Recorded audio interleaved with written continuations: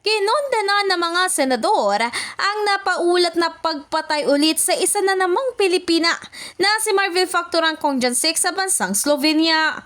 Matatandaan, noong nakaraang Disyembre bago matapos ang taon ay napaulat din ang pagpatay sa isang overseas Filipino worker na si Daphne Nakalaban na natagpuan sa isang bakuran sa may tahanan sa Kuwait.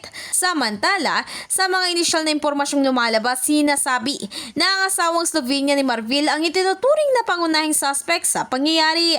Kasunod nga na nakakalungkot na pangyayaring ito ay nanawagan si Senate Committee on Foreign Relations Chairperson Senadora Amy Marcos dito sa otoridad, partikular na sa Department of Foreign Affairs at Commission on Filipino Overseas Filipino na imbestigahan itong mabuti upang mabigyan ng hustisya ang pagkamatay ni Marvil.